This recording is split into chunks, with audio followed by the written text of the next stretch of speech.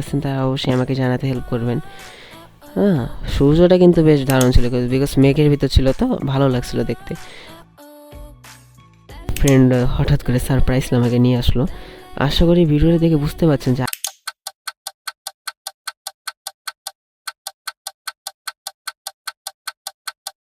আসসালামু আলাইকুম, কী অবস্থা সবার? আশা করি সবাই ভীষণ ভালো আছেন।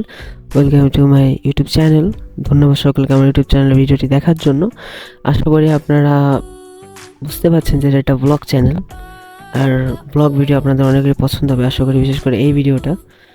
অ্যান্ড আজকে আমরা চাপাই জেলার বাইরে একটু সাইডে বলতে পারেন, মহানন্দা ব্রিজ পার হওয়ার পরে একটু সাইডে, এখান দিয়ে আমরা ভিতরের দিকে যাবো আস্তে আস্তে। মূলত বেসিক্যালি এই ভিডিওটাকে 3টা পার্ট হবে। এগুলিকে first part, second part, third part upload হবে ইনশাল্লাহ। আপনারা পাশে থাকলেই জাস্ট আমি ছেড়ে দেওয়ার পর আপলোড দেওয়ার পরে আপনি দেখে নেবেন। এই জায়গাটাকে মূলত বারো হয়ে আশেপাশে বলেছিল আমাকে যে নিয়ে আসছিল এই জায়গাটাতে। বেসিক্যালি আমি এখানে ফর দ্য ফার্স্ট টাইম আসছি, আমি নিজেও আর কি এই জায়গাটাতে আসিনি কোনোদিন চাপাই থাকাকালীন অবস্থায়। আর কালকে আসার মেন রিজনটা ছিল গিয়ে যে আকাশটা খুবই ভালো ছিল, মেঘাচ্ছন্ন একটা ভাইব দিছিল, রোদও ছিল না, হালকা হালকা মেঘও ছিল, বৃষ্টিও হয়নি, যার ফলে মহানন্দা রিভারটা দেখতেও অতটা বেশ ভালো লাগছিল। আর এই দিকে আসার পর আমার মাথায় একটা জিনিস কাজ করছে যে এই দিকে কিন্তু প্রচুর বালু প্লাস কাঠ আসে।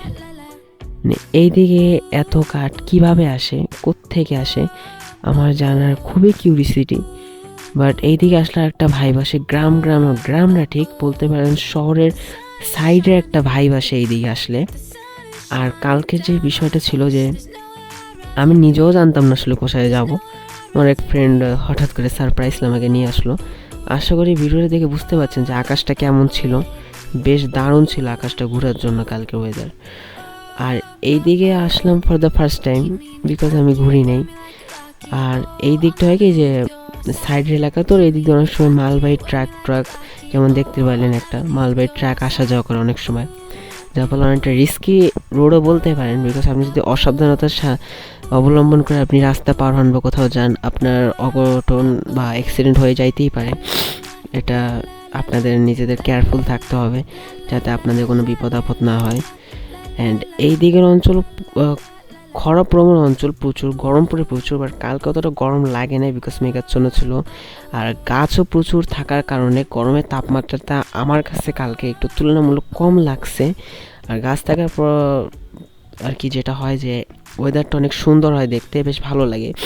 প্লাস কালকে যেহেতু মেঘাচ্ছন্ন ছিল, হালকা একটু বাতাস বইছিল আকাশটাতে, সো এই কারণে যে মহানন্দা রিভারটা হালকা একটু ঢেউ খেলতেছিল, মন চাইছিল সাঁতার কাটি, বাট আনফর্চুনেটলি আমি সাঁতার আর পারি না, ব্যাড লাগে আমার। যাই হোক, ইনশাল্লাহ একদিন শিখবো ওয়ান ডে।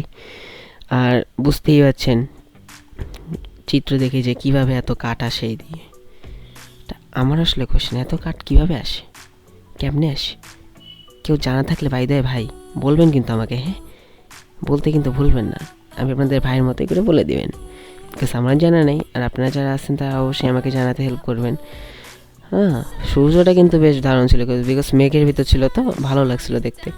আর আশা করি বুঝতে পারছেন, আর নদীর ওপর হয় কি যে মেঘের আলাদা একটা ভাইবস থাকে, নদী আর মেঘের কম্বিনেশনটা অস্থির থাকে। আর এত কাঠ দেখে এর উপর অজ্ঞান আমি। সো যারা ইউটিউব থেকে দেখছেন তারা অবশ্যই সাবস্ক্রাইব করবেন, বেল আইকনটি ক্লিক করে লাইক বাটন দিবেন।